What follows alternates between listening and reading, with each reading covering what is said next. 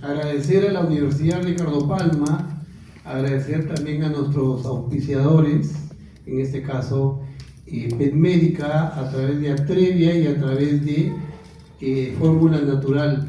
Se hace presente para este ciclo de conferencias EAP. ¿Qué es EAP? EAP significa Eventos Académicos Peruanos. Desde Eventos Académicos Peruanos estamos organizando dos eventos. Uno es el Peruvian CAS, que se va a realizar en septiembre, y el otro es el Congreso de la Sociedad Latinoamericana de Emergencias y Cuidados Intensivos en Veterinaria, la VEX 2025, que por primera vez viene al Perú. Bueno, iniciando este ciclo de conferencias, quiero agradecer a Cristian Jordán y demos la bienvenida, por favor, con un fuerte aplauso. Cristian va a dar esta primera conferencia de este ciclo de 12 conferencias que vamos a empezar justamente ahora y vamos a culminar en octubre de este año. Así es que las publicaciones, estén atentos a las publicaciones, estemos atentos a los temas que la verdad son bastante buenos y con conferencias internacionales de renombre. Sin mayores preámbulos, quiero dar la bienvenida a Cristian. Cristian, bienvenido. Muchas gracias, José, muchas gracias. Muchas gracias con todos. Para mí es un gusto venir a la Universidad Ricardo Palma. Bueno, yo también dicto aquí. Por aquí tengo alumnos, bueno, personas que han sido mis alumnos, ciclos anteriores, y me da gusto que estén aquí, verlos nuevamente. También veo caras conocidas de otras universidades que la verdad pues, me da mucha alegría, ¿no?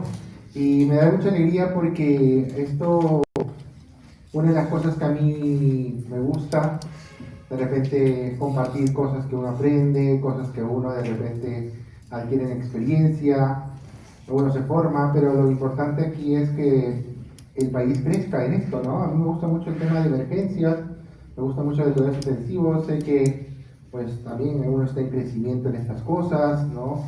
Pero más me gusta la gente que también sigue esto, ¿no? A crecer todos juntos como país. Y bueno, el día de hoy sin más floros, hemos hablado un poquito, hemos elegido un tema que de repente pues muchas veces pasa en la clínica diaria. Entonces el punto sería la manera, pues cómo vamos a poder abordar nosotros, ¿no? Un poco sobre el traumatismo en felinos, ¿no? Pues esto es un poco a veces casi diferente al perro, ¿no? En algunas cosas, ¿no? En algunas situaciones viene a ser igual, pero en algunas situaciones pues el felino muchas veces es distinto, ¿no? En algunas cosas siempre marca un poco la diferencia, ¿no? Pero bueno, saber un poquito cuando hablamos de traumatismos en felinos, ¿qué es lo que ocurre mucho, ¿no? Pues cualquier paciente, ¿no? Que viene y se va, ¿no? Sufre un accidente a través de un atropello, ¿no? Pues a veces los gatos van y se esconden pues debajo de la llanta o cruzan la carretera, ¿no? Los gatos outdoor, ¿no? Los que les gusta salir, ¿no? Y podemos encontrar accidentes a nivel automovilísticos, podemos encontrar pues gatos que se creen Superman, ¿no? Pues estos gatos que vienen y se creen súper poderosos, ¿no? Y al final caen de una manera pues inadecuada, ¿no? Muchas veces dicen que el gato tiene 7 vidas, pero a veces con una vida pues ya suficiente y no la cuenta, ¿no? ¿Sí? O también pues a veces hay gatos que se escapan y pues los agarran a golpes, tú no sabes, o atacados por perros, mordidos, ¿no? Pues, y a veces, muchas veces no llegan estos pacientes, no sé si se escucha el micrófono, ¿no? ¿Se escucha? Sí, ¿Sí? ¿Se escucha? ¿Sí o no? ¿Sí? Sí. Muchas veces pueden llegar a la clínica con cualquiera de estas situaciones, pero a veces ni llegan porque se mueren en el camino, ¿no? Entonces muchas veces, uy, no hay pasística de esto, ¿no? A veces se muere en el camino y el gato pues llega a morirse, ¿no? Desangrado, ¿no? Con una infección generalizada, ¿no? Una sepsis. Entonces muchas de estas cosas pueden pasar, ¿no? Entonces, lo primero que tenemos que definir, ¿no? Primero, ¿qué es el trauma, no? Entonces vamos a definirlo como una lesión física del cuerpo que produce daño tisular como resultado directo de un evento violento o accidente, ¿no? Es un paciente que nos puede llegar a estas situaciones, ¿sí? Y, por ejemplo, hay un estudio retrospectivo, ¿no? Que se hizo en un centro de referencia, ¿no? En Cambridge, ¿no? Donde hablaban un poquito de la casuística, ¿no? La casuística de los pacientes que llegaron a trauma, ¿no? pues mira, traumas automovilísticos, un 56.2%, caídas, disparos, tirones de cola, patadas por caballos, mira. Traumas desconocidos, pues muchas veces solamente nos llega el paciente y pues no tenemos ni idea, ¿no? Pero pues ataques de perros, y esto también ocurrió, bueno, a mí esto me pareció muy interesante, no porque los atacaran los perros o los gatos, sino, recuerdo cuando yo trabajaba en otro centro, pues era algo típico que el gato era atacado por pitbull. Entonces yo decía, ¿qué pasa acá? ¿No? Pues bueno, aquí reportan ataques de perros, traumatismos contundentes o lesiones por aplastamiento. Pues entonces hay una serie de causas que podrían llevar al paciente, ¿no?, a que sufra de problemas de trauma, ¿sí? Pero principalmente los traumas automovilísticos, ¿no? ¿Cómo será nuestra realidad? Pues falta estudios, ¿no? Porque esto pues es de otros países. Y esto, ¿qué quiere decir? Pues motivará pues a que nosotros tengamos también nuestras estadísticas, ¿no? Porque siempre pues buscamos de otros países, pero mi pregunta es ¿cuándo será el momento que digamos pues tenemos estadísticas del Perú? ¿Qué nos falta? Pues unirnos, ¿no?, como centro. Entonces es importante cuando te llega un paciente, lo primero que tenemos que hacer es un triaje. Y el triaje lo definimos como el proceso de clasificación del paciente que llega a emergencias, ¿no? Y bueno, lo primero, ¿no?, pues para esto existe pues el primer triaje en veterinaria, ¿no?, que se extrapola de humana, ¿no?, del MTS, que es el Manchester Triage System, pues se extrapola y se hace uno de los estudios más escasos que se hablan sobre el BTL, el Veterinary Triage List, que habla pues clasificando a los pacientes en 4 colores importantes, ¿no?, el rojo, el naranja, el amarillo y el verde, ¿no? Pues aquí los clasifica en la manera como vamos a atender a los pacientes, ¿no? Siendo el rojo una atención inmediata, un naranja una atención en 15 minutos, un amarillo una atención entre 30 y 60 minutos y el verde una atención casi 2 horas, ¿no? Entonces es uno de los triajes pues, que se puede usar en veterinaria, pero pues cuando nosotros hablamos del trauma, pues vamos a hablar de un triaje diferente, ¿no? Y vamos a hablar del ATT, del Animal Trauma Triage, ¿no? Entonces, pues este Animal Trauma Triage va a clasificar, ¿no?, en 6 puntos importantes al paciente que llega en trauma. ¿Sí? Esto solamente se usa en pacientes con trauma, ¿sí? Y dentro de esto se va a clasificar en un porcentaje, ¿no? Se le va a dar un número del 0 al 3, ¿sí? 6 rubros vamos a evaluar, va a clasificarse del 0 al 3, ¿no? Y lo que vamos a ver, mientras mayor puntaje tenga, pues va a tener un peor pronóstico. ¿Y cómo lo vamos a ver, no? Pues en esta situación, ¿no? Pues si nosotros evaluamos diferentes parámetros, ¿qué parámetros se van a evaluar?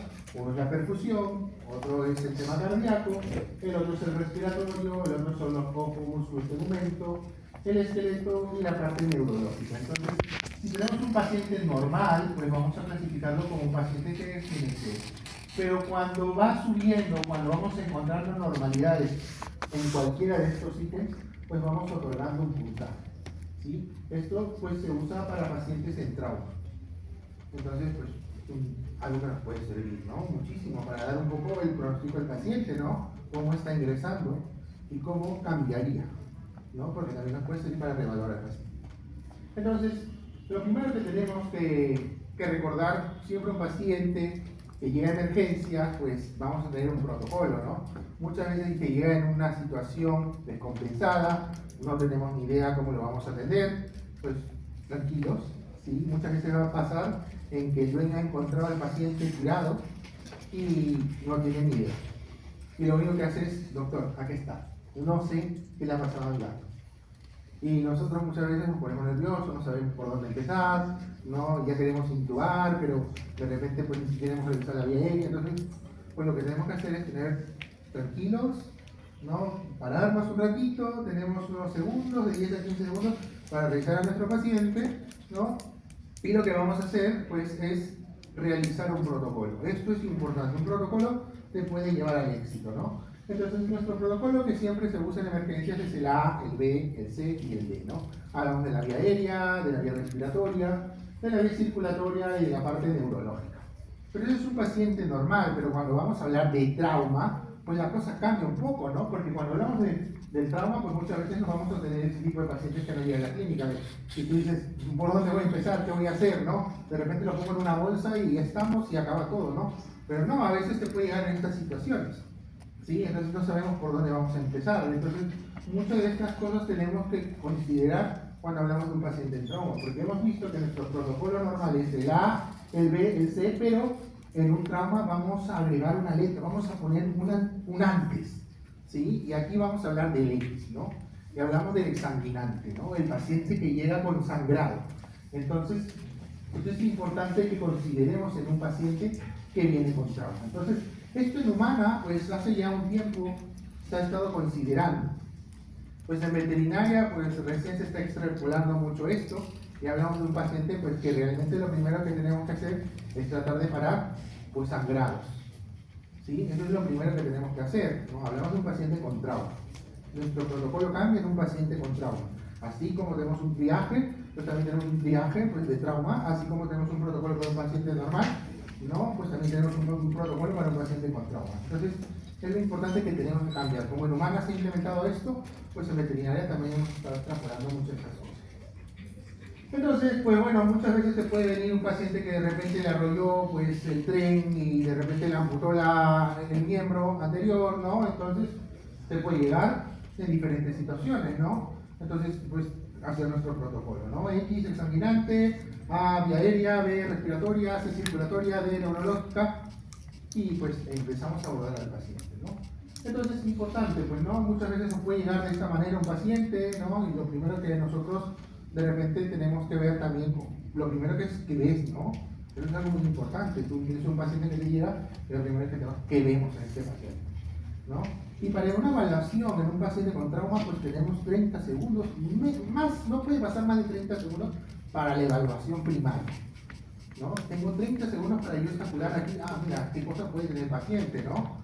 Entonces, Cristian nos ha dicho que empecemos por el X, ¿no? Exsanguinante. Pues este paciente presenta, pues, una hemorragia, ¿no? En los miembros o en el tronco, ¿no? Entonces, ¿qué tenemos que empezar a hacer, ¿no? Parar esa hemorragia, porque el paciente muchas veces se muere de esto, ¿sí? Entonces, es lo primero que tenemos que valorar, ¿no? Entonces, cuando hablamos del exsanguinante, pues vamos a hablar, ¿no?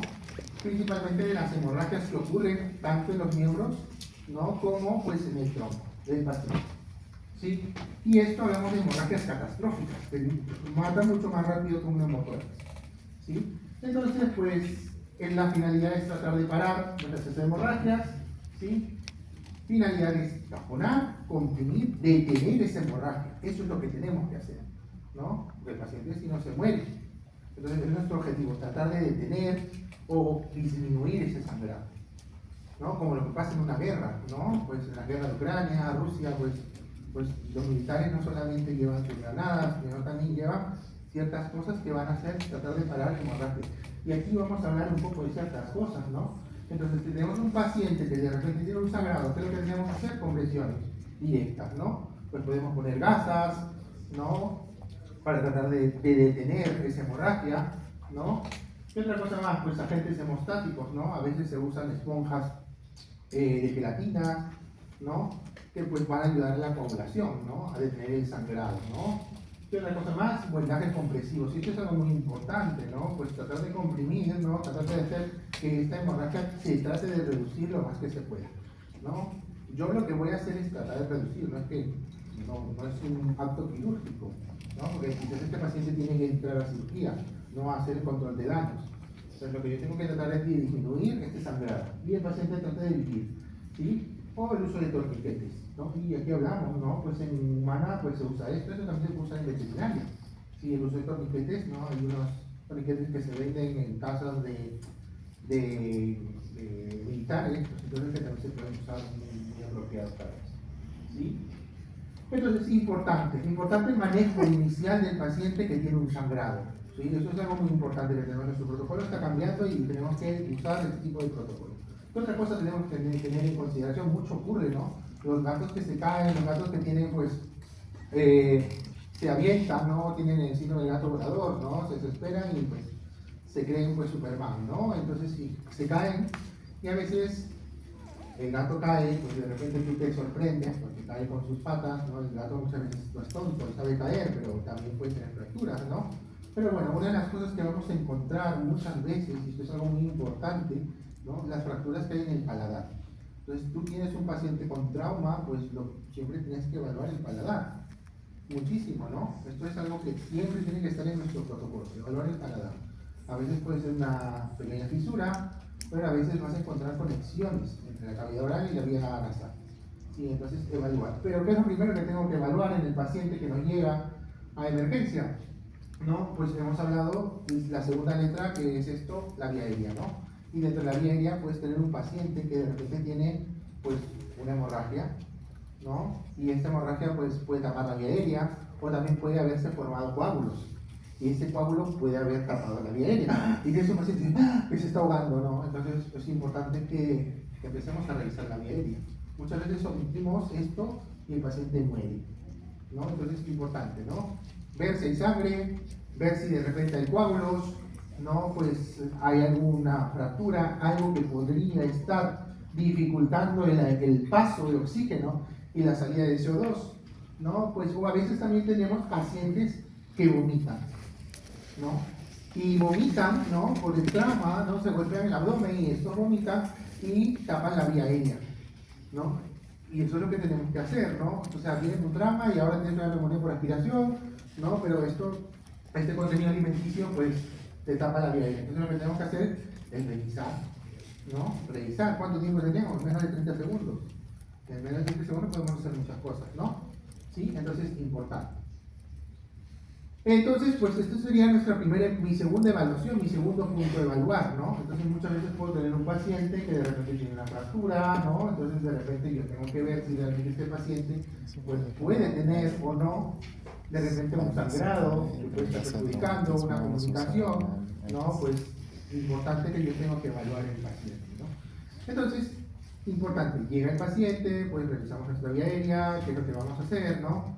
Lo primero, ¿no? Llega el paciente, revisamos esta vía aérea está libre, esta vía aérea está, pues no está libre, está con coágulos, empezamos a limpiar. Lo primero que tenemos que hacer es limpiar la vía aérea, ¿sí? Agarramos una gasa, podemos limpiar, podemos aspirar, ¿no? Podemos aspirar estas secreciones, ¿no? O pues tratar de ver si podemos retener una hemorragia que tienes ahí, ¿no? A veces pues sangra un montón. Y si el paciente, pues, a pesar de limpiar, le está costando respirar, pues tengo que evaluar e intubar. Hay una cosa que me enseñan, algo muy importante. Tú tienes que cuidar siempre la vía aérea. Y tienes que ver mucho esto en un paciente que le cuesta respirar. O un paciente que el estado de conciencia está alterado. Que esté, por ejemplo, estuporoso o comatoso. Yo tengo que evaluar, siempre cuidar la vía aérea. Entonces, la intubación es uno de los métodos de protección del paciente. ¿Sí? Entonces, si yo veo a un paciente, pues realmente yo voy a decir, este paciente, a pesar de haber limpiado, le cuesta respirar, no está entrando adecuadamente oxígeno, entonces tengo que evaluar intubar. Muchas veces nos vamos a tener un tipo de paciente que nos lleva en estas situaciones, ¿no? Ok, pues ya hemos visto nuestra evaluación, ¿no? Que vemos aquí una cara de sufrimiento de un paciente, ¿no? Tenemos un paciente que no está bien, ¿no? Este paciente no está para que le ponga un inyectable y se vaya a su casa y venga mañana a control. No, no es eso, ¿no? Entonces, es un paciente realmente que viene con lesiones. Primero, mira cómo está el estado de conciencia, pues. Un paciente deprimido, no un paciente que tiene, pues, un gato que respira por la boca abierta, pues esto ahí te tienes que preocupar, ¿sí? No es normal que un gato respire con la boca abierta. Ahora, mira cómo es el patrón respiratorio de este paciente, ¿no? Y que vamos a ver este patrón respiratorio, vamos a verlo otra vez, ¿no? Pues mira este patrón, este paciente, pues. No es una respiración normal, ¿no? Que es un patrón que tiene, un patrón restrictivo que tiene este paciente, ¿sí? Este paciente también, pues, está taquipneico, ¿no? Pues no hay una buena distensión del tórax. Yo puedo pensar que este paciente, si yo tengo algunos antecedentes, de repente una mordida, una pelea, ¿no? Con un perro, posiblemente este perro le haya perforado el tórax. Yo veo esto y pensaré qué está pasando con este paciente. Y también es muy importante, no solamente lo que ves, sino también lo que piensas. ¿Qué ves? ¿Qué escuchas? ¿Qué sientes? y pensar. Porque los antecedentes también te ayudan mucho a decir qué cosa me va a hacer tomar decisiones para poder actuar con este paciente. Entonces yo puedo tener un tipo de paciente en estas situaciones, ¿no? Y yo, ¿qué es lo que tengo que hacer, no? Pues un acrónimo importante, ¿no? Cuando hablamos de la respiración, pues tenemos que ver un poquito este acrónimo muy importante que es el NOS, ¿no? Que en castellano es nariz, ¿no? Entonces, cuando hablamos del NOS, pues vamos a ver primero, el primer punto importante que tenemos que evaluar es en este paciente es los ruidos que hace, ¿no? Este paciente, ¿qué ruidos hace? ¿No? Muchas veces puedes tener un sangrado que pues te tapa la vía aérea, ¿no? Que te puede estar dificultando pues que respire el paciente, ¿no? O de repente este paciente, de repente tienes un sangrado o una lesión a nivel de la laringe, ¿no? Entonces yo siempre tengo que saber de dónde viene el problema, de vías altas o de vías bajas. Entonces es importante que identifiques de dónde viene el sonido. Y esto es una de las cosas que muchas veces la aprendí, ¿no? No sabes de dónde viene el sonido, hazlo tú. Y cuando tú lo hagas, tú vas a saber de dónde está viniendo el sonido. Entonces, importante, ¿de dónde viene el problema? ¿De vías altas, de vías bajas? ¿Cómo es el tipo de sonido? Entonces, importante. Lo primero que tenemos que identificar, ¿de dónde viene el problema? ¿No? ¿Sí? Entonces, importante. No, primer letra, el ruido, ¿de dónde viene? Segunda letra, pues el oxígeno, ¿no? Y aquí tenemos que tener algo muy importante. Oxígeno, pues nosotros vivimos de oxígeno, ¿sí? Entonces, un paciente, pues, que le brindes oxígeno, muchas veces digo, no, pero está saturando bien, no necesita oxígeno. Entonces es importante que tú le brindes oxígeno, ¿sí? El oxígeno, pues, te va a matar, ¿no? Bueno, hasta cierto punto, porque también tienes que tener, pues, intoxicar por oxígeno también. Entonces, al inicio, en tu abordaje inicial, dar oxígeno puede ayudarte mucho a que evites o que reduzcas la probabilidad de una parada cardiorrespiratoria. Entonces, brindar oxígeno, pues muy importante, ¿no? Vamos a darle oxígeno a este paciente. Y para esto, ¿no? Tenemos que evaluar métodos de oxigenación en el paciente. ¿Qué métodos podemos usar en un paciente felino? Pues el primero, ¿no? Una mascarilla, ¿no? Un gato, por ejemplo, pues que te llega, ¿no? Pues lo primero que tenemos que hacer es una mascarilla y brindamos el oxígeno al paciente y esto me va a ayudar pues a reducir la probabilidad de que tenga la cardiorrespiratoria, ¿sí? Pues podemos usar una mascarilla, es algo muy sencillo, muy práctico. Muchas veces el gato no lo tolera. Entonces no tolera esto, pues ok, si no lo tolera, pues voy a seguir buscando otra alternativa para esto. Y aquí vamos a tener otra alternativa. Pues vamos a usar una cánula, ¿no? Una manguera, y vamos a usar el método de flow by o flujo libre en donde vamos a poder oxigenar. Esto es un poco más tolerable en el paciente, ¿no? Pero podemos usarlo, ¿no? Podemos usar una manguera para oxigenar al paciente y muchas veces lo seguimos, ¿no?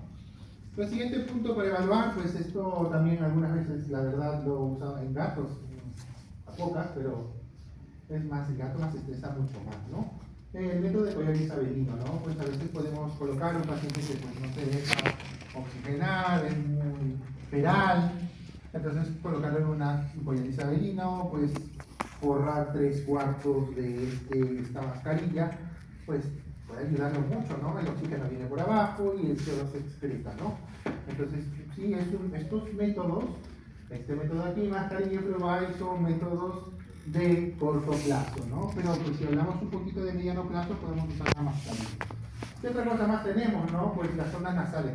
Esto, pues a veces en algunos gatos es tedioso, ¿no? Porque pues colocar una sonda, dependiendo del estado, si tienes una fractura, pues colocar una sonda nasal a veces es más complicado. No más porque el paciente le duele, no se va a dejar, o porque pues aumenta el sangrado en el paciente, ¿no? Entonces, pero pues en algunos pacientes lo colocamos, ¿no? Oxigenamos mediante este método y lo que vamos a hacer es pues, brindar esa cantidad de CO2 que necesita pues, el paciente. Pero este método, ¿no? Pues, va muy bien para gatos, ¿sí? El método de jaula, porque el gato muchas veces se estresa, ¿no? Entonces, dentro de los métodos más reconocidos o mejores para el felino, pues el método de jaula sería el ideal.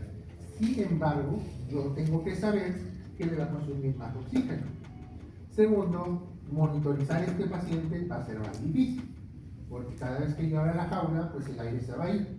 Entonces, voy viendo esa desventaja. Cuesta más oxígeno, porque tienes que llenar todo un ambiente. Pero va muy bien para los gatos este método de oxigenación. ¿Sí? Este es un método de mediano plazo. ¿Sí? Mediano plazo. Entonces, esto hablamos de métodos no invasivos en el paciente felino.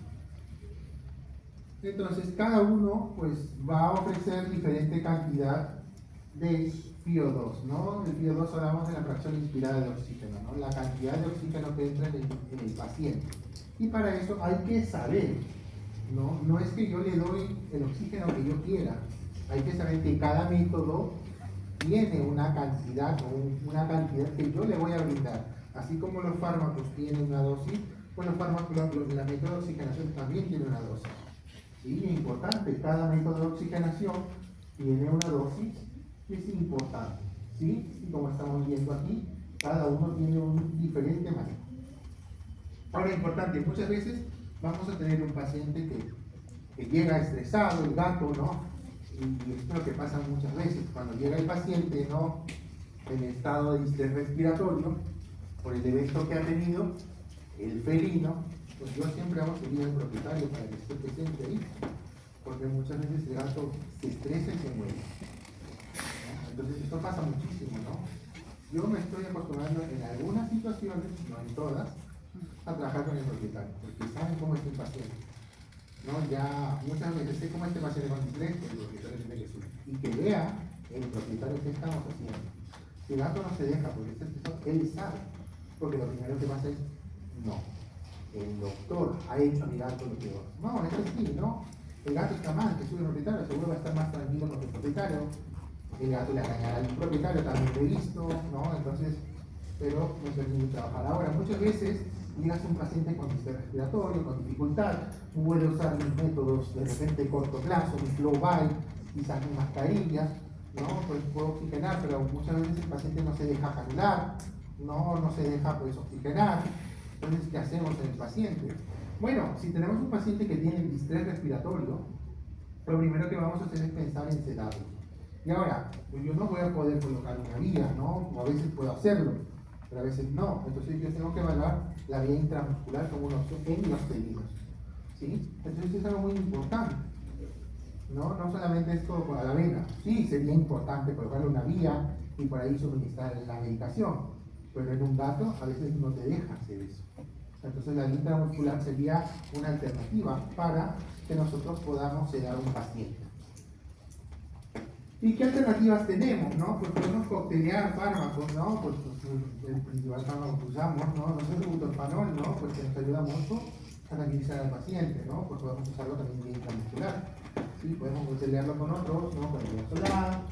Y si no hay una estabilidad cardiovascular, pues podemos usar otras alternativas como la cetromicina o la dexmedetomidina. Si el paciente ya, pues realmente yo he podido esperar un momento, ¿no? Esperarse un momento en que el paciente, pues, si la fuerza intramuscular va a demorar más, ¿no? Y vos tienes que, no es que yo tenga nada con las personas que están felinas, pero lo que has tenido aquí, pues, cambia mucho. No, es que yo lo voy a mover con su mentita, no, que yo le voy a dar catismo, no, se le voy a dar chulo, no, esto se va a morir. Si no es algo, se muere, ¿no? Entonces lo que has aprendido aquí, a un costadito, ¿no? Entonces lo de Perú y carne deben olvidar ahora, ¿no? Entonces, bueno, no, entonces eso es importante, en emergencias de carpelli, pues no van, ¿no? Entonces, bueno, este paciente ha sido, pues, sedado, ¿no? De repente, pues, puedo colocar una vía, pero cómo está la respiración, ha mejorado, no ha mejorado, he usado mis métodos no invasivos para ver si de repente recuperamos un poco, ¿no? La oxigenación en el paciente, puede ir bien como también puede ir mal, ¿no? Esto, de repente el paciente está empeorando, ¿no? A pesar de sedarlo, porque cuando tú sedas al paciente, pues el paciente muchas veces puede respirar mejor, ¿no? ¿Qué encuentra su paciente? Entonces no capta oxígeno, ¿no? Entonces pues es importante mejor tranquilizarlo un poco para tratar de que este pueda captar el oxígeno, ¿sí? Necesario. Entonces, pues si no responde a mis maniobras iniciales, ¿qué es lo que yo tengo que hacer? Una es evaluar intubar, ¿no? Este paciente pues ya he oxigenado, pero no me responde, pues le veo la saturación, sigue desaturando, este paciente, a pesar de sedarlo, sigue no hiperventilando, entonces, ¿qué tengo que pensar, no? En intubarlo, ¿no? Entonces, ¿cuándo vamos a decidir intubarlo? Cuando el paciente no responde a las maniobras iniciales, ¿no? El distrés respiratorio sigue empeorando, ¿no? Cuando el paciente está cianótico, ¿no? Cuando hay una obstrucción, ¿no? De la vía aérea, ¿no? Cuando el paciente está inconsciente. Y esto es lo que dije al inicio. Paciente inconsciente, paciente que esté en un estado suporoso, comatoso, yo tengo que pensar en cuidar la vía aérea. Si ese paciente vomita, pues ahora también tengo una respiración, ¿no? Importante, ¿no? O cuando el paciente está apneico, o cuando el paciente tiene ventilaciones inefectivas, o cuando, digamos, pucha, no sé si intubar, no intubar.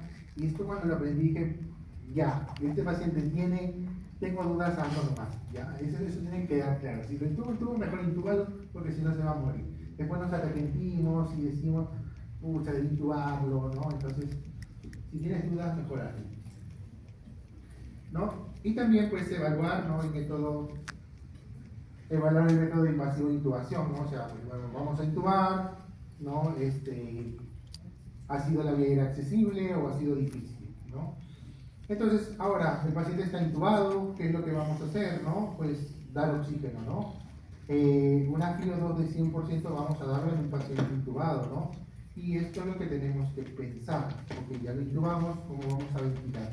Vía manual, vía mecánica, pero también, pues, vía manual, pues, podemos estar un tiempo ventilándolo con nuestro resucitador, pero tampoco nos vamos a quedar mucho tiempo.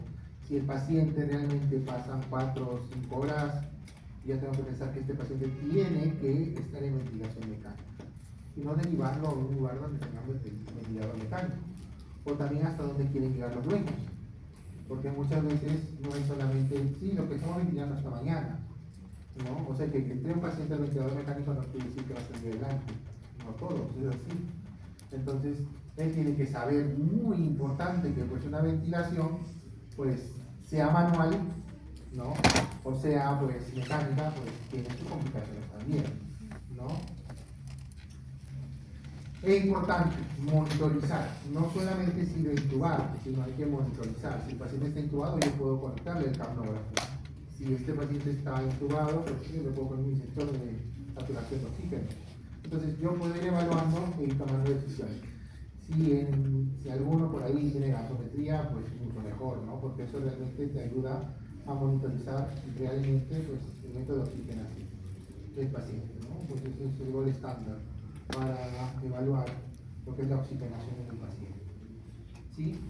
¿Y qué tenemos que hacer? Continuar investigando, porque este paciente te llegó, pero todavía no tienes ni idea qué más hay por aquí. Pero ya hemos visto un paciente cómo te puede llegar.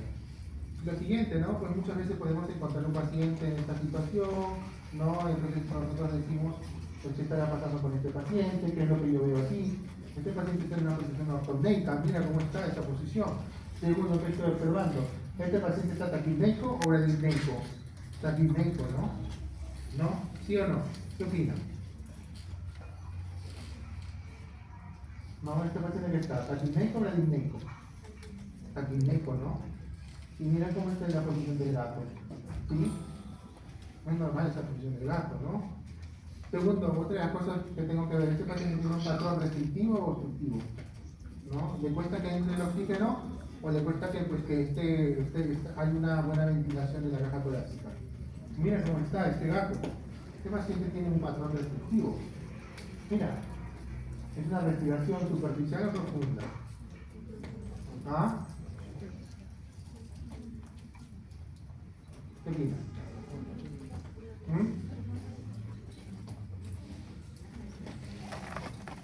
¿Qué opinas de esto? ¿Este paciente realmente, pues, está respirando bien?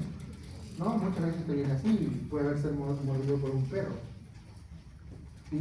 Puede haberse tirado de un 18º piso.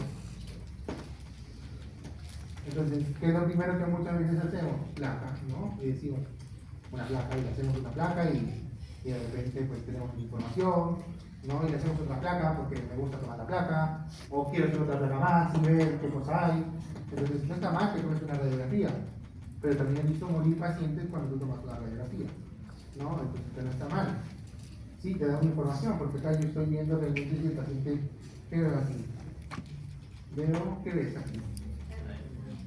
¿Qué veo? Un colon nomás, ¿no? Si usted tiene la cavidad abdominal solamente tiene colon, ¿no? No, nada más, tiene caca, ¿no? Es lo único que observamos. Y lo después, no vemos otra cosa más, ¿no? Todo una maravilla de cosas, ¿no? Entonces, pues, muchas veces vas a encontrar esto, y tú sabes que en la cavidad abdominal, cuando vemos una ecografía, sabes que vas a encontrar solamente el colon, ¿no? Entonces, pues vemos una serie de órganos introducidos a la cavidad torácica que no deberían estar. Ahora, esta paciente pues, va a tener dificultad para respirar, sí, ¿no? O aquí que observamos, ¿no? Pues un corazón flotando, ¿no? ¿Sí? Definimos un poco la zona pulmonar, pues, ¿qué vamos a ver aquí? Vemos aquí, pues, hay neumotórax, ¿no? Había un neumotórax. ¿No? Y eso es importante que nosotros también, no es que seamos radiólogos, pero tenemos que saber interpretar. Pero muchas veces no está mal que nos apoyemos de personas que saben mucho más de radiografía, y está bien, yo me apoyo de esas personas, pero nosotros tenemos que saber cosas muy básicas. Porque yo puedo decir, ya sí que lo ve el radiólogo, y le mandas la radiografía, y el actor se está muriendo. Entonces, no tiene sentido. O sea, tú tienes que empezar. En emergencias no es que sepas todo, sino tienes que saber un poco de cada cosa, ¿no? No soy radiólogo, pero yo sé que hay un motor, que tengo que saber, ¿no? Yo sé aquí que no veo nada, y esto es compatible a una pequeña pragmática, pero tengo que saber un montón de cositas, ¿no? Para poder identificar. ¿Qué otra cosa más? ¿Qué veo aquí? Pues no veo nada tampoco, ¿no? Pues veo líquido efusivo, ¿no? Que está tapando la cavidad torácica, pero que no está mal. Que no está mal que haga una placa, sí, pero hay que ver la situación y el momento, ¿no? Entonces, pues muchas de las cosas nos apoyamos de la ecografía, ¿sí? Que ya sabemos de repente muchos que nos familiarizamos con la ecografía, pues no realmente tenemos que ser ecografistas, pero podemos poder evaluar ciertos puntos importantes, y para eso tenemos el KIPAS o el Bell-Blue, ¿no? Para poder encontrar ciertos puntos.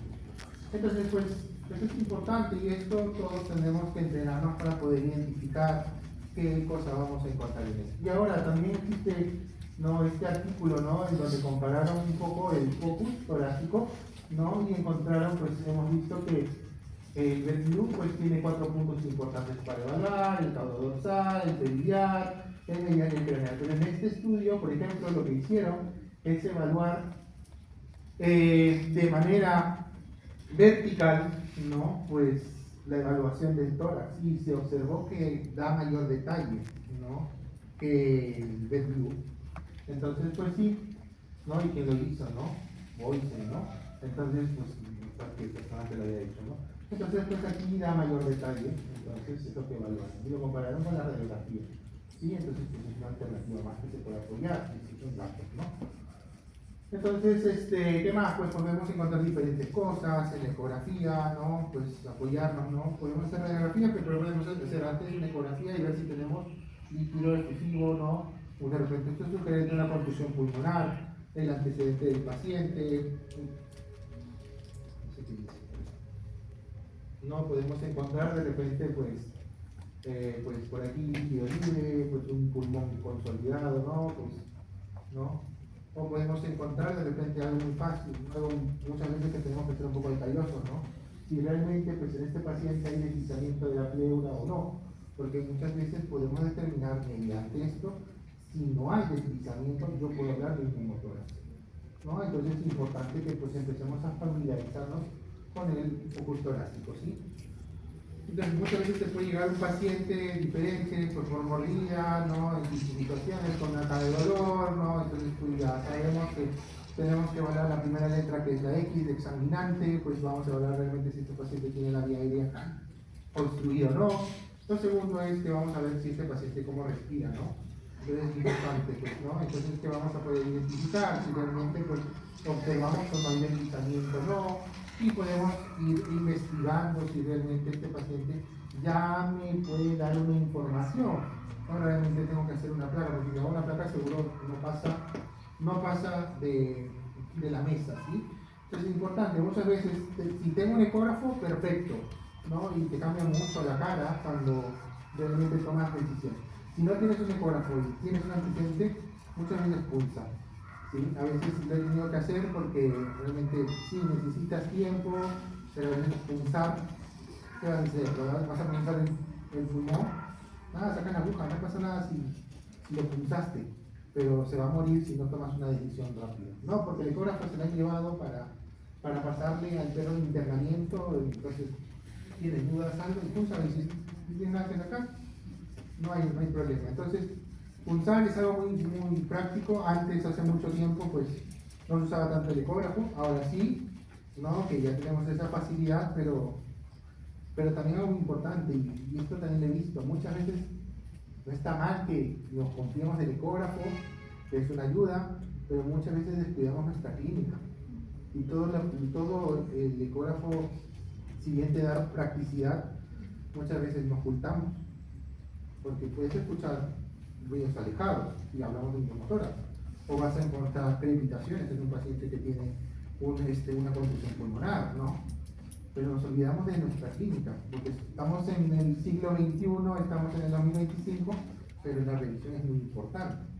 Entonces, realmente sí tenemos la tecnología, pero no descuidemos lo más importante, no ocultar al paciente, revisar al paciente. ¿Sí? A veces nos emocionamos y drenamos y se queda el paciente internado y que tenía una fractura, ¿no?, de columna y todo fue en vano, ¿no? Entonces, por eso es importante que empecemos a investigar. Entonces, tú vas a tomar la decisión de acuerdo a la información que te encuentras. ¿No tienes un ecógrafo? Pues mi anamnesis, lo que yo escucho, me va a ayudar a tomar decisiones. Pulsas y pues aquí vamos a drenar al paciente ese aire. Si es aire, voy a drenar en la parte dorsal, si es líquido, en la parte ventral. ¿Sí? Y si esto veo de repente, pues, de sangre, pues de repente hay una hemorragia activa, ¿no? Pues aquí tenemos que pensar si este paciente realmente puede parar ese sangrado o es que de repente tiene que entrar a cirugía, ¿no? Sí, entonces drenamos y también hay que ver si se vuelve a llenar de aire, porque si no tengo que pensar en la colocación de un tubo de tórax, ¿no?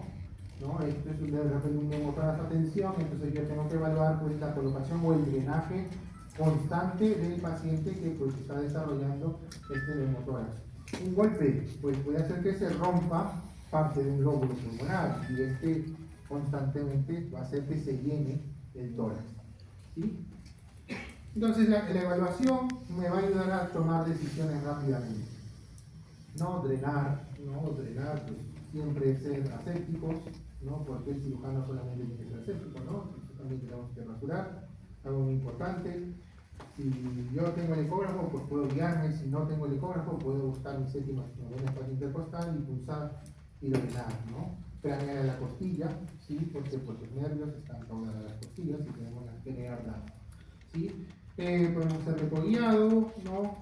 Y hay que cranear la costilla y también podemos usar bloqueos a niveles costales y podemos mezclar con bupivacaína o lidocaína, hacer un bloqueo y para poder. La verdad, pues, para una función, para prostesis no lo hago, pero, o sea, si de repente colocas un tubo, pues, ¿no? Si vas a hacer una función, es por una función. Va bien, ¿no? Pero si colocas un tubo, sí sería importante que pienses en hacer el bloqueo, porque sí duele bastante. ¿Sí? Y también tengo que pensar luego de que has pulsado, pues, cómo voy a manejar el dolor en el paciente, porque también duele. A ver qué te funciona a ti, duele, ¿no? Entonces, eso es lo mismo que tenemos que pensar. Sí, entonces, bueno, el siguiente punto que tenemos que evaluar es la parte circulatoria. Y aquí hablamos un poquito del paciente hemorrágico, ¿no? Pues es el paciente que de repente pues, tiene una hemorragia activa, ¿no? Principalmente pues hablamos de un trauma, entonces hay una hemorragia constante, ¿no? Entonces muchas veces sí, vamos a colocar una vía y vamos a dar fluidoterapia, ¿no? Pero también tenemos que tener mucho cuidado con la fluidoterapia, ¿no? Porque pues a veces mucha fluidoterapia pues también puede generar mayor sangrado, ¿no? Entonces, el objetivo aquí es que tú trates de mantener en los pacientes la volemia. Este paciente no se me tiene que morir. ¿Sí? Entonces, ese es el objetivo, ¿no? Morir. Para eso, pues, hablamos de un shock hemorrágico, ¿no? Y va a depender mucho si tenemos una lesión penetrante o no penetrante, ¿no?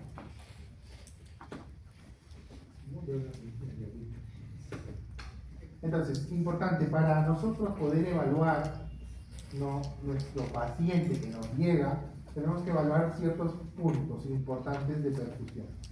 No voy a evaluar el pliegue cutáneo, no voy a evaluar la sequedad de mucosas porque esos no son parámetros de perfusión, esos son parámetros de hidratación. Los parámetros de perfusión vamos a mencionar pues los más básicos, ¿no?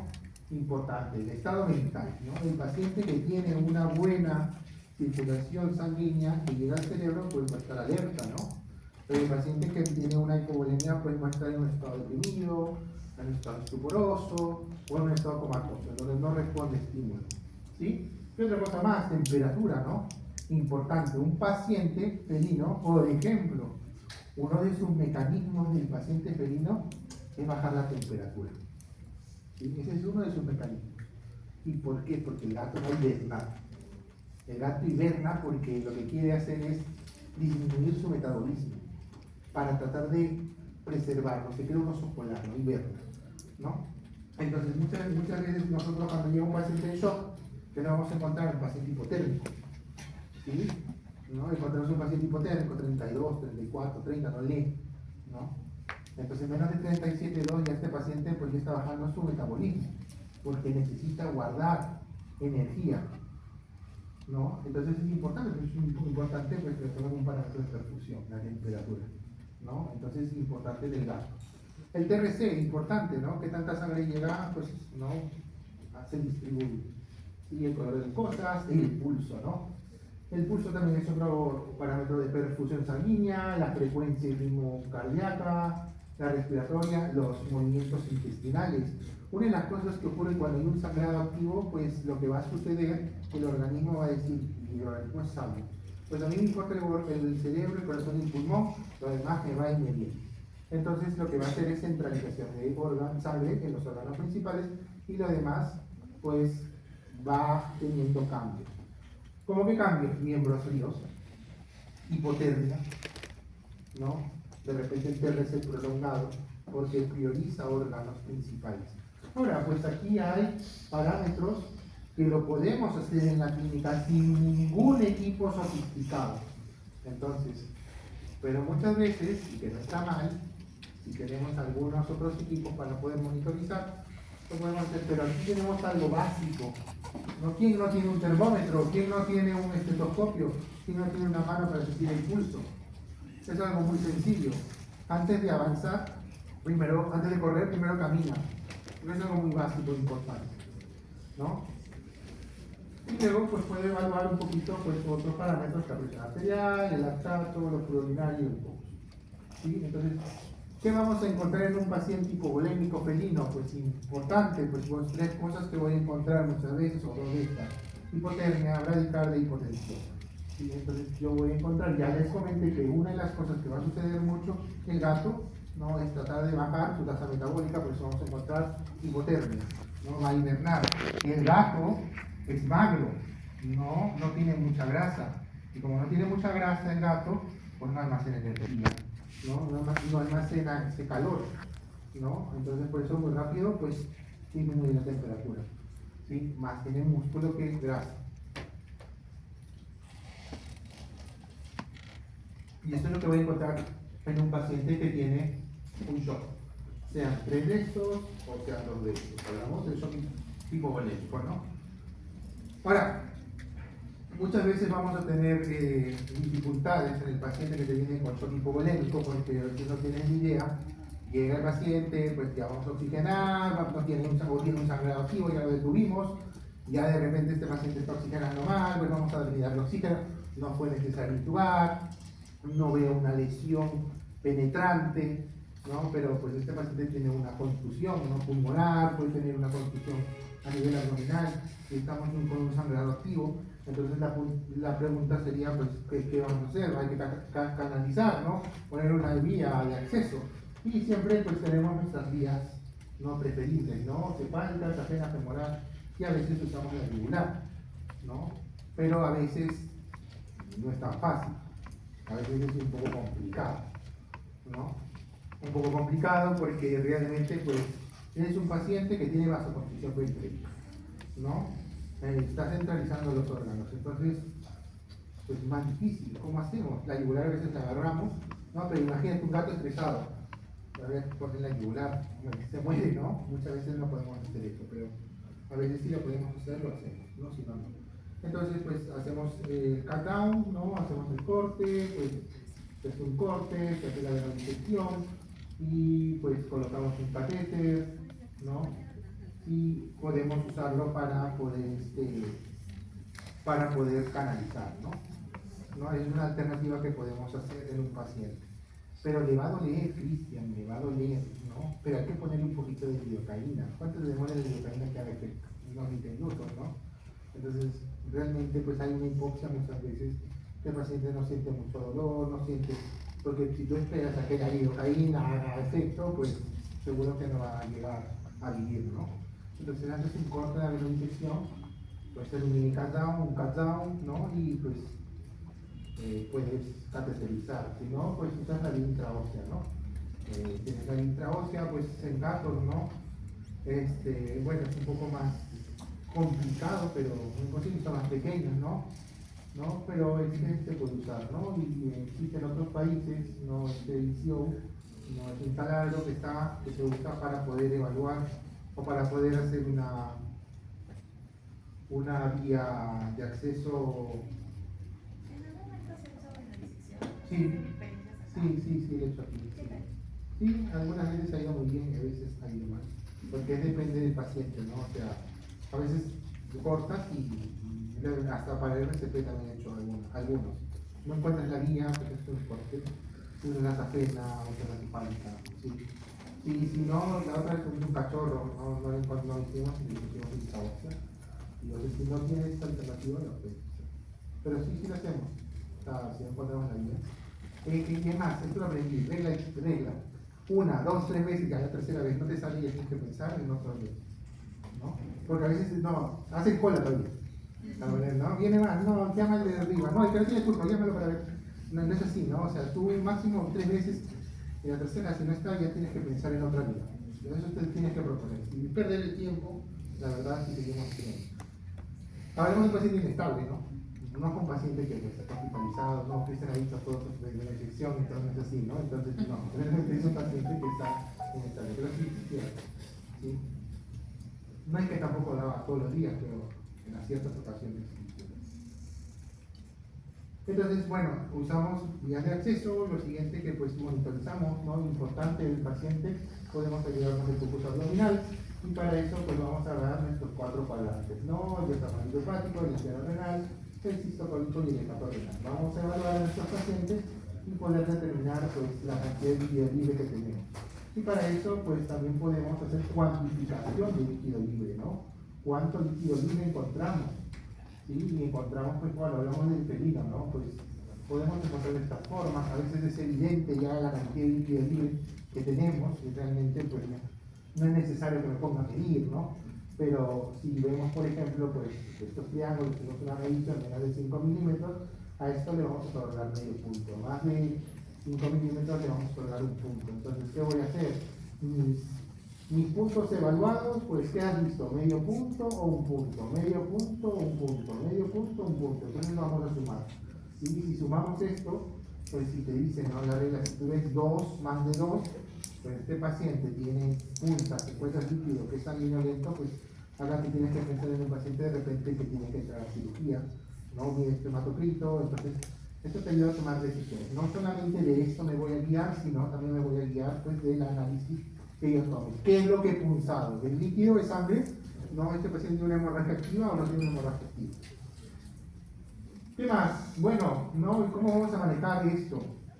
Importante, ¿no? Pues una de las cosas que tenemos que hacer es aumentar la precarga. Si este paciente tiene un shock hemorrágico, ¿no? Una de las cosas que yo tengo que hacer es apoyarme de sangre, perdón, de volumen, de fluido. O sea, generalmente lo que se usa son cristaloides isotónicos balanceados, como el Ringer lactato o el isofundin, porque muchas de las cosas que ocurren es que si no hay una buena circulación sanguínea, ¿qué pasa con la célula? La célula pues no va a recibir oxígeno, se va a generar acidosis metabólica celular y esto pues lo que va a hacer es empeorar al paciente, se va a formar lactato y pues ácido láctico, ¿no? Una de las cosas que tenemos que considerar, ¿no? Nuestro objetivo es aumentar el volumen vascular, pero si tengo un paciente hemorrágico, Lo que yo necesito muchas veces, si he parado la sangre, el parado de la hemorragia, pues va muy bien. Pero si realmente esta es una hemorragia activa en la sangre, yo también tengo que evaluar qué tanto volumen le voy a meter, porque realmente el paciente necesita fluido para la bulimia, para el espacio intravascular, pero necesita principalmente sangre, ¿no? Y esto es algo muy importante que tenemos que ver. Y esto también lo aprendí, algo muy importante. El paciente que tiene una hemorragia, pues da oxígeno, ¿no? Tu finalidad es sobre esta anemia que tú tienes, no aguda, pues tratar de cargar lo más que puedas ese glóbulo rojo con mayor cantidad de oxígeno.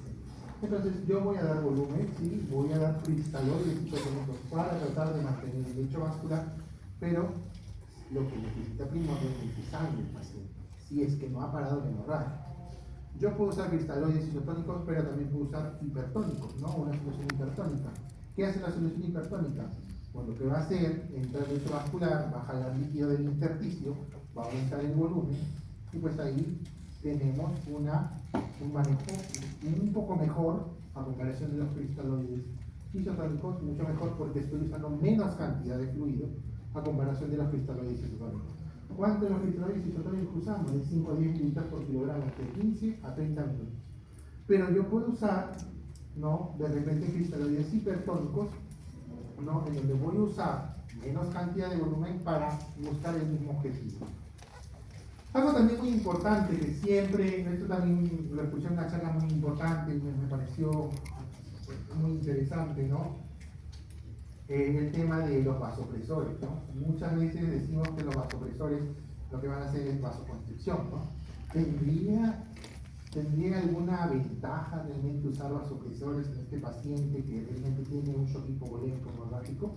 Pues hay un estudio en humana que hicieron en donde colocaron una mini dosis de vasopresor, no su función de vasopresor, sino su función principal era tratarse de sacar sangre del lecho esplánico, ¿no? El lecho esplánico me refiero a la sangre de las vísceras, ¿no? Sacar sangre, reclutar sangre, ¿no?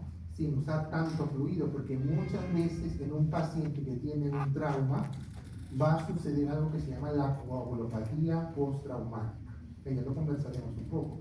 Y una de las desventajas, si tú pones mucho volumen, muchas veces te arrasa los coágulos. Entonces eso complica mucho, nosotros nos emocionamos y seguimos dando a un paciente con un trauma, con una coagulopatía postraumática, le damos fluidos y le damos, pero no sabes que también te puedes arrasar esos coágulos. Y entonces pues un artículo en Humanas hablaba algo muy importante, que pues usaban una dosis de 0.01 microgramos por kilogramo por minuto de vasopresores, no como función de vasopresores, es una dosis mínima, sino su función era tratar de sacar sangre del lecho esplánico de manera fisiológica, brindar un sangrado de sangre a la circulación sanguínea, ¿no? Entonces era algo muy interesante y tiene sentido, porque no estoy usando volumen, porque se te puede arrasar los coágulos que ocurren en una coagulopatía por shock y trauma. Entonces podría considerarse el uso de vasopresores, o sea, el uso de vasopresores no como función vasopresora, porque muchos decimos que colocar un vasopresor lo que va a hacer es aumentar el sangrado. Pero en este estudio de humana lo que hacían es una mini dosis de vasopresor para poder reclutar sangre del lecho esplánico y brindárselo al paciente. Importante, los vendajes compresivos también es importante, ¿no? Algo muy importante, vendar al paciente, ¿no? Porque pues la hemorragia es activa, ¿no? O sea, la cavidad abdominal, pues tratar de comprimir, ¿no? Tú vas a hacer una compresión, vas a tratar de disminuir el volumen, ¿no? Que se está perdiendo, y pues puedes dar tu fluido, ¿no? Pues el tema de transfusión, ¿no? Pues ya hemos dicho que si un paciente tiene una hemorragia activa, lo que tú quieres con la fluidoterapia es tratar de mantener constantes o parámetros de perfusión casi dentro de lo normal, porque de repente ese paciente tiene que entrar a una laparotomía exploratoria y tratar de hacer el control de daños. De repente hay que buscar si se rompió el vaso, si de repente de dónde viene el sangrado, pero lo que yo tengo que hacer en el paciente es tratar de que esté viva, no que se muera. Entonces, el uso de fluidoterapia puede servirme, ya sabemos las consideraciones que tenemos que tener, pero hay que manejarlo, ¿no? Entonces, pero si este principalmente tiene una hemorragia, lo que yo necesito es sangre, ¿sí? Y para esto, pues la transfusión sanguínea sería pues lo ideal, ¿no? Si tenemos hemorragia activa, lo que necesita el paciente es sangre. Lamentablemente en nuestro país conseguir sangre, pues más de gasto, pues es un poco más complicado, ¿no? Porque tenemos dos bancos de sangre y muchas veces pues no están abastecidos completamente, ¿no? Encima la tipificación que demora un poco más, ¿no? Entonces, ¿qué alternativas tenemos? Una de estas, pues la que podemos hacer es la autotransfusión, ¿no? Pues podemos colocar, sacar la sangre y transfundir al paciente, sería una alternativa. La otra que ya he visto algunas veces, pero sí, es la xenotransfusión. La verdad, lo tiene que saber el dueño, el dueño le tiene que autorizar, pero es una alternativa que podemos considerar. ¿No? La autotransfusión, la xenotransfusión, ¿no? Y el paciente tiene que entrar a hacer una laparotomía exploratoria para tratar de parar el sangrado, ¿no? Importante, ¿no? Y el manejo, ¿no? Este paciente, pues si tiene una hemorragia, lo que tenemos que hacer es importante manejar dolor. Nos preocupamos mucho de todo, pero no pensamos en el manejo del dolor. Sí, el trauma duele muchísimo. Sí, el manejo. El uso de AINES, ¿no? Realmente muchas veces pacientes llegan y dicen, pues sí, tuvo un trauma y le pusimos un AINES. Este paciente estaba descompensado, ¿no? Entonces, ¿qué va a hacer el AINES en la metaboliza vía renal, ¿no? ¿Y qué pasa si es un paciente hipoperfundido? ¿Cómo está este riñón? Hipoperfundido y seguro puede estar desarrollando una injuria renal aguda, y encima yo le meto un AINES para que desinflame y lo que estoy haciendo es fregarla más, ¿no? Entonces tú no puedes colocar un AINES a un paciente que realmente hemodinámicamente no está bien, porque el que va a sufrir esto es un riñón, ¿no? Porque de repente recuperas al paciente, pero va a ser un paciente anúrico o embúlico, que no se va a morir por el trauma, se va a morir por una injuria renal aguda. Entonces realmente tú colocas un AINES cuando el paciente pues hemodinámicamente ya esté estable. Y el uso de antibióticos, siempre y cuando nosotros veamos realmente que aquí ha habido una infección, pues el uso de antibióticos está indicado. Si no ves algo de esto, pues empíricamente no lo uses, ¿no? Y aquí hablamos, ¿no? La coagulopatía postraumática, trauma, ¿no? Una de las cosas que ocurre muchísimo es la hipocoagulabilidad y la hiperfibrinolisis, ¿no? Entonces, no coagula bien, ¿no? Y encima, como no coagula bien, porque se van acabando los factores de coagulación, o sea, hay un trauma, y como hay un trauma, hay un daño del tejido, y se genera una inflamación, que es normal. Ahora, la sangre, pues en una hemorragia, ¿no? Pues se va perdiendo la sangre, no va a nutrir bien a las células. Si no nutren a las células, pues va a buscarse la vía anaerobia. Se va a formar, ¿qué cosa? Se forma acidosis metabólica. Es una de las cosas que va a poner en el organismo. ¿Qué otra cosa va ocurriendo? Pues otra de las cosas que va ocurriendo, el paciente va a hacer vasoconstricción periférica y va a centralizar sangre. Entonces, ¿qué vamos a tener? Hipotermia. Mira, ya está ocurriendo la acidosis metabólica y está ocurriendo la hipotermia. Entonces, ¿qué es lo que sucede?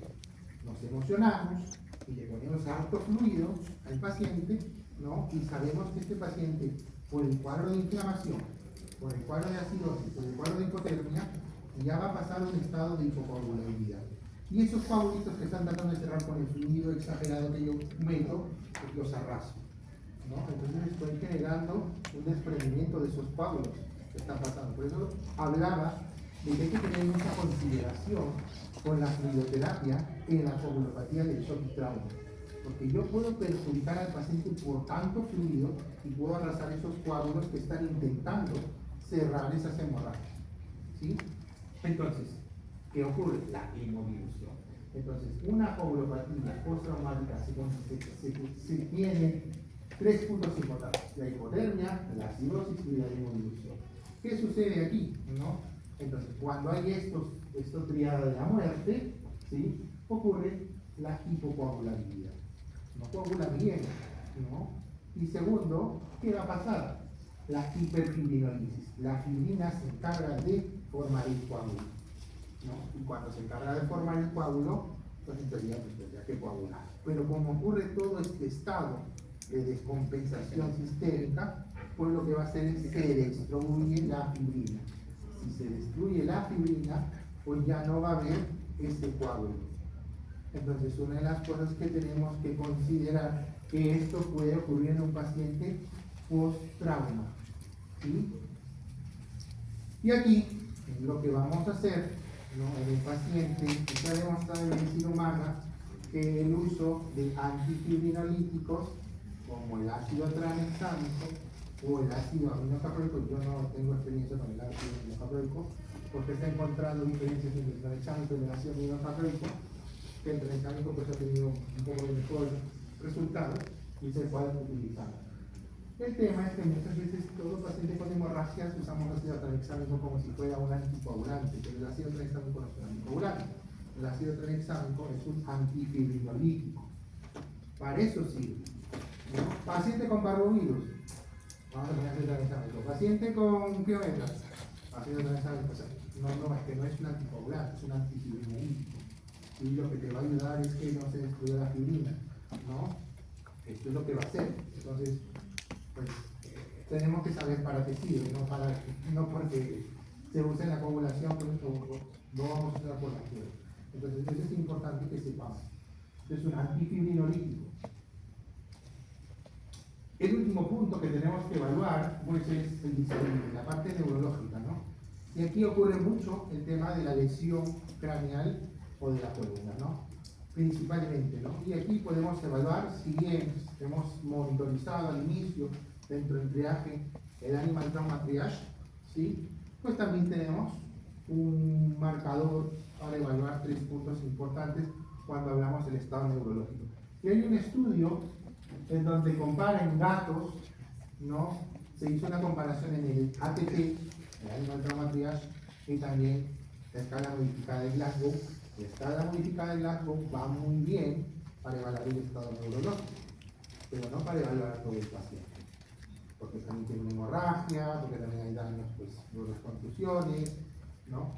En cambio, el ATT tiene mucha ventaja más predilectora en el paciente, porque no solamente va a evaluar la parte neurológica, sino también va a evaluar la parte respiratoria, o tegumento, ¿no?, la parte neurológica, respiratoria, entonces va a evaluar mucho más parámetros. Para un estado solamente neurológico podría ir muy bien la escala modificada de Glasgow. Para un paciente una evaluación completa del trauma, pues estaría mejor el Animal Trauma Triage. ¿Sí? Entonces son las escalas que podemos evaluar en el paciente con trauma. Entonces, si queremos evaluar la parte neurológica, podemos evaluar pues, la escala modificada de Glasgow. ¿Qué vamos a evaluar? La actividad motora, los reflejos troncoencefálicos y el nivel de conciencia. ¿Qué me dice esto? A mayor puntaje, ¿sí?, a mayor puntaje, mejor predictor de supervivencia. A menor puntaje, pues menor probabilidad de supervivencia. En cambio, el ATT era lo contrario. A mayor puntaje, el paciente tenía menos probabilidad de vivir. A menor puntaje, tenía mayor probabilidad de vivir. Es inversamente proporcional. Pero hemos visto que esto solamente evalúa la parte neurológica y el ATT evalúa no solamente la parte neurológica. Entonces, el estado neurológico, ¿no? Pues podemos tener un paciente que te está en esta situación, ¿no?, en un estado de celebración, en donde el nivel de conciencia se altera, se altera, hay nivel de conciencia alterado, ¿sí? Hay un daño en el tronco encefálico, ¿sí? Y cuando hablamos de una descerebración. Importante, pues el pronóstico, ¿cómo es esto? Pues malo, ¿no? Malo en el paciente, ¿sí? Tiene, pues, opistótonos, ¿sí? Mira, este paciente tiene opistótonos, ¿no? O podemos encontrar este tipo de paciente, ¿no? Está vivo, ¿ah?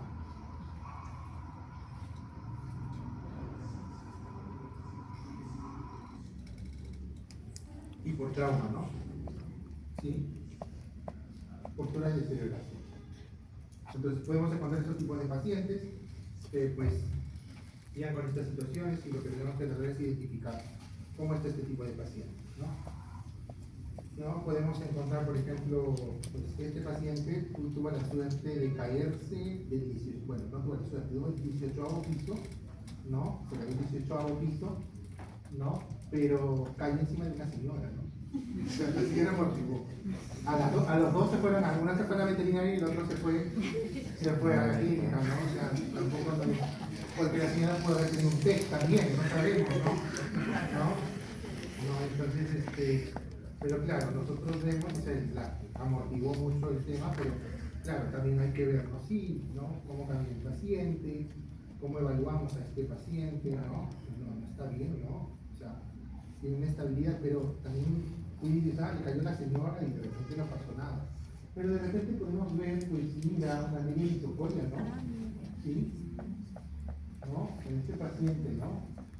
Y esto cambia mucho, porque por eso es una evaluación que tenemos que hacer, ¿no? Y el paciente, siempre le digo, nunca se evalúa un paciente en la jaula, un paciente se evalúa a la mesa, ¿sí? Porque esto es algo muy importante que tenemos que hacer. Muchas veces evaluamos al paciente en la jaula y te comen muchos problemas, muchas cosas que pierden el paciente se evalúa en la mesa. Donde tú tienes que ver realmente cómo es este paciente, qué antecedentes. Si se cae en el 18º piso y se golpea con una señora con amortiguo, no, sí debe tener algo este paciente. Entonces este paciente tenía coordinación, tenía una isocoria, no, pues este paciente tenía, se toman las presiones y tenía un reflejo de Cushing, ¿no? Entonces cambia mucho, no lo que vas a encontrar. Entonces, una de las cosas que tenemos que recordar es la regla de cómo está distribuido los compartimientos en el cerebro, ¿no? Hay una regla que es la regla de Monroe y Kelly, lo que comenta esto, que el cerebro está distribuido, el 80% es masa, ¿no? El cerebro, el 10% es sangre y el otro 10% es el líquido cefalorraquídeo. Entonces, esto siempre está en proporciones. ¿Qué sucede? Si de repente un paciente tiene un trauma, pues va a haber una inflamación. Tiene un hematoma, va a haber una inflamación. Pero esta imagen, ¿no? El paciente tiene un hematoma, el paciente tiene una contusión, el paciente tiene una laceración. Habíamos dicho que la masa está constituida en un 80%, la sangre un 10% y el líquido cefalorraquídeo otro 10%. Pero cuando tenemos, por ejemplo, una contusión o un hematoma, pues el espacio que va a ocupar va a ser un poco más. ¿Qué hace? Los otros compartimentos van a disminuir, ¿no? Su cantidad. Por ejemplo, si este era un 80% y tiene una contusión, quizás la masa va a aumentar y será un 85, 87 o 90%. ¿Qué dirá la irrigación sanguínea? ¿O qué dirá el líquido cefalorraquídeo? Hay que disminuir nuestra proporción. No va a haber, vamos a disminuir nuestra proporción de sangre, por ende no va a haber una buena perfusión en el cerebro, ¿no? Entonces, esto puede alterar mucho. Cuando tienes un paciente que tiene un hematoma, una contusión, una laceración, esto puede cambiar mucho la proporción de lo que encontramos en la masa cerebral. Y aquí una de las cosas que vamos a encontrar en el paciente es el reflejo de Cushing, ¿no? Y esto se clasifica por la hipertensión y la bradicardia, ¿no? El paciente en donde tú tienes un aumento de la masa, disminuye la perfusión sanguínea, pues no va a haber una buena oxigenación, va a haber una mayor acumulación de CO2, que hace el CO2 lo que va a hacer es vasodilatar, entonces no está llegando adecuadamente sangre porque pues, ha hecho una vasoconstricción por el aumento de la masa. Lo que va a hacer el corazón dice, oye, mira, pues no está llegando sangre, no se van a activar catecolaminas, ¿no? Y lo que va a hacer es estimular a que el corazón empiece a bombear más y que también aumente la presión, para tratar de llevar sangre, ¿no? Oxigenada al cerebro, ¿no? Entonces aumenta la presión, ¿sí? Cuando aumenta la presión, ¿no? Vamos a tener hasta una hipertensión en el paciente y el organismo dice, oye, pues está viniendo la presión con mucha fuerza. ¿Qué tenemos que hacer? Tratar de parar ese corazón también para que no complique más y se va a activar la vía parasimpática. ¿Y qué hace la vía parasimpática? Pues va a reducir la frecuencia cardíaca. Entonces, una de las cosas que vamos a encontrar cuando vemos en un paciente con traumatismo cefalocráneo, podemos encontrar, podemos, es una bradicardia y una hipertensión. Una hipertensión por la respuesta simpática y una bradicardia por la respuesta parasimpática. Y eso es lo que vamos a encontrar en un paciente que tenemos una presión intracraneana aumentada. Pues bueno, ¿cómo podemos investigar, pues el método Gold estándar es que tú pongas un catéter, ¿no? En medicina humana, pues colocar un catéter y por eso te pueden medir la presión intracraneana. Ese sería el método Gold estándar. Pero en veterinaria, pues eso no se hace, ni siquiera en los países del primer mundo. ¿Sí? Entonces, ¿qué es lo que podemos hacer? Pues podemos ahí apoyarnos una vez en el espejo de Cushing. ¿Sí? Ver si este paciente tiene hipertensión y evitarlo. Otra cosa que podemos hacer, ¿no? Era muy importante, la evaluación física siempre tiene que estar ahí, ¿no? Entonces me voy a apoyar de ciertos parámetros. Uno es el espejo de Cushing. Puedo hacer la evaluación del nervio óptico, ¿sí? En donde vas a ver el nervio óptico, pues vas a medir 3 milímetros hacia abajo y vas a medir una medición. Si esto aumenta más de 1.5 milímetros, puede indicar que estás en una generación de la presión intracraneana, ¿no? Hay inflamación del nervio óptico porque hay aumento del líquido cefalorraquídeo y por ende se va a inflamar. ¿Qué tenemos que tener en consideración? Pues no es la única manera, ¿no? Pues también a veces se hace la medición de índice de resistencia de la celulosidad, también pues eso se puede hacer para poder determinar si hay un aumento de presión intracraneana. ¿Cómo vamos a manejar en este paciente, ¿no? Pues que llega con este traumatismo? Vamos a ver niveles, ¿no? El nivel 1, el nivel 2 y el nivel 3. Entonces lo primero es que dar fluidos, importante, eso es algo muy importante. Pensamos que dando fluidos realmente vamos a aumentar la presión intracraneana y eso no es así. La fibroterapia ayuda mucho a que llegue sangre al cerebro que realmente no está recibiendo adecuadamente pues, la sangre, porque hay una vasoconstricción, ¿no? Entonces la fibroterapia es algo muy importante y esto está basado tanto en las soluciones isotónicas balanceadas o el hipertónico, ¿no? Pues el hipertónico también tiene una función muy importante y tiene una ventaja sobre el isotónico. En un paciente con traumatismo encefalocraneano y un paciente que tiene una hemorragia, pues yo puedo dar fluidos. Mi pregunta es, si este paciente está hipovolémico, ¿yo podría dar un mannitol? No, porque voy a deshidratar más al paciente, voy a generar aún más una hipovolemia. Entonces, poner un mannitol en un paciente que tiene un traumatismo encefalocraneano y tiene una hipovolemia, pues vamos a reducir más el volumen, lo que necesitamos es volumen.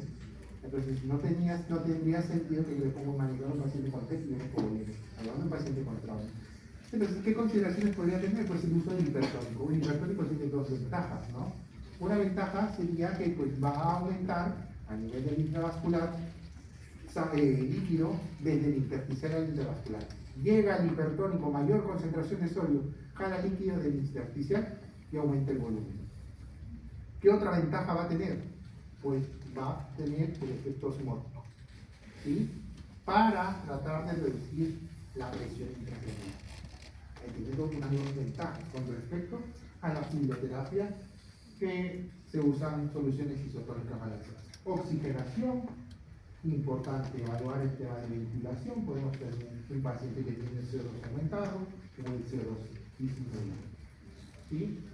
Manejar dolor, importante, ¿no? Nos preocupamos muchas veces por el edema y no manejamos dolor, ese paciente está golpeado, ¿no? Si hemodinámicamente está mejor, pues podemos evaluar el uso de AINES. Si hemodinámicamente no está bien, pues los AINES tienen que expirar. No responde a tu terapia inicial, pues ya hablamos de un nivel 2. El uso de soluciones osmóticas, ¿no? Si no tengo un paciente hipovolémico, pues el uso de mannitol podría ser indicado, ¿no? O la solución hipertónica. Importante, ¿no? Tener en consideración no en infusión continua el mannitol, porque lo que va a hacer es atravesar la barrera encefálica y puede tener el efecto contrario. En lugar de jalar, pues va a retener y va a atraer más líquido. ¿Sí? Entonces, es lo que tenemos que considerar con el mannitol, ¿no? O el nivel 3, ¿no? Pues aquí ya hablamos de un nivel mucho más importante, ¿no? Es pensar en hacer imágenes de resonancia o tomografía. Muchas veces la radiografía, ¿qué tanto te ayuda?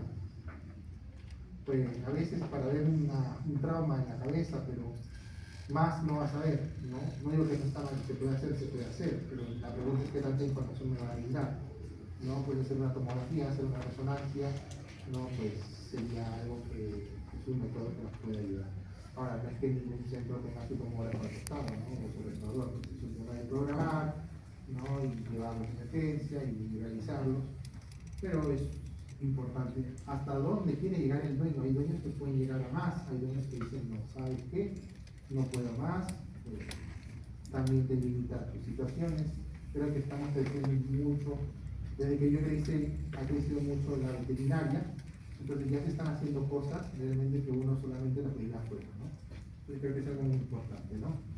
Bueno, entonces se puede evaluar si este paciente no responde, una craniotomía descompresiva, ¿no? Y de acuerdo a qué, de acuerdo a lo que se pueda tener, si son hematomas, fracturas, ¿no? Dependiendo de qué, pues se evalúa la craniotomía descompresiva. ¿Sí? ¿Qué otras terapéuticas podemos evaluar en los pacientes, no? Pues muchas veces los pacientes que están con traumatismo encefalocraniano, lo ideal es tratar de llevarlos a la hipotermia, porque el metabolismo es importante que pues, no esté sobrecargado, porque el cerebro también trabaja más, ¿no? Entonces, para que este cerebro trate de desinflamar, es tratar de bajar las temperaturas, ¿no? El metabolismo se disminuye, ¿no? ¿Qué otra cosa más? Pues podemos sedar al paciente o llevarlo a inducción anestésica en el paciente. Muchas veces el uso de anticonvulsivantes también puede ser una opción, ¿sí? Y aquí también hablamos, dependiendo del estado del paciente, ¿no? En otros lugares pues hacen el encefalograma, ¿no? Por ejemplo, no ven un monitor y realmente pues pueden monitorizar mucho mejor la parte cerebral, ¿no? El uso de un traumatismo encefalocraniano puede hacer también que ocurra un sangrado, un daño tisular, y hemos hablado sobre la coagulopatía postraumática, y el uso de antipirinolíticos también podría considerarse. Y esto también es un tema que muchas veces nos a mí me han enseñado que la ketamina decía que no se debe usar porque aumenta la presión intracraniana, pero eso es muy antiguo, ¿no? La ketamina en verdad tiene algunas ventajas.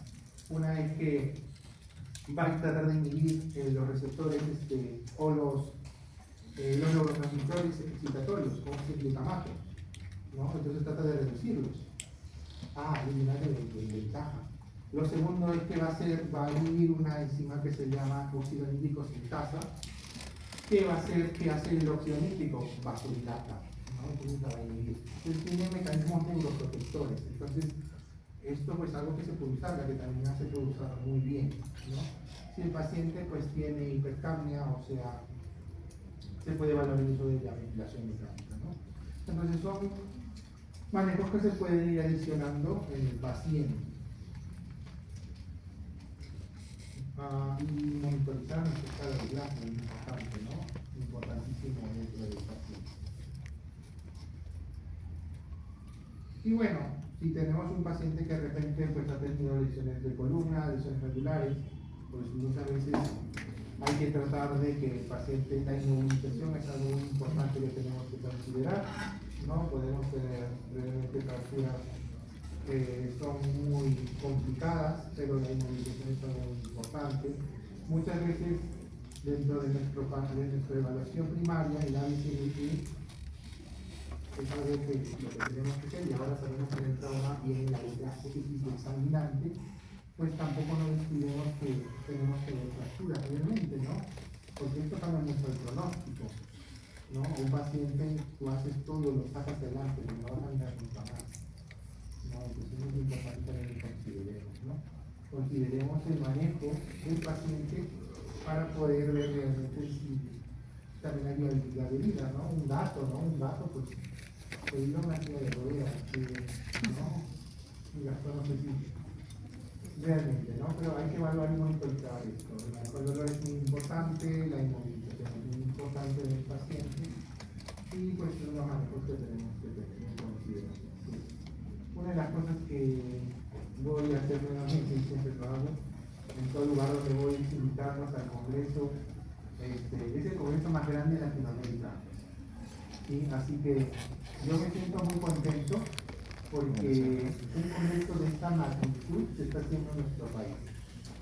O sea, antes tú tienes que irte afuera, yo he ido afuera para algunos congresos, pero decía, alguna vez tiene que haber esto en el Perú, ¿no? Entonces, realmente este es un orgullo, o sea, que se realice esto aquí. Para mí, el año pasado nos sentimos muy alegres porque Perú se eligió como sede. Entonces, para mí que esto sea, pues, es un logro tremendo, ¿no?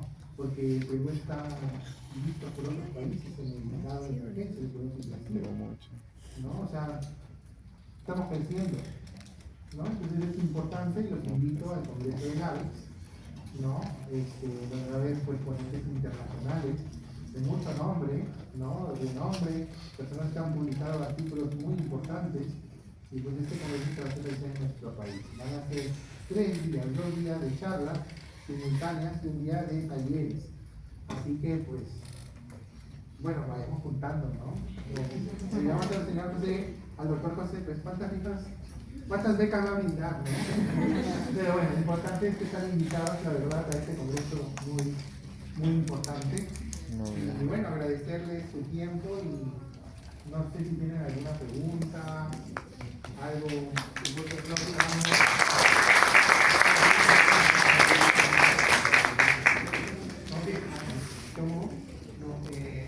una presentación, vamos a dar medias becas y ahí necesitamos las preguntas del doctor. Voy a preparar las preguntas ahí.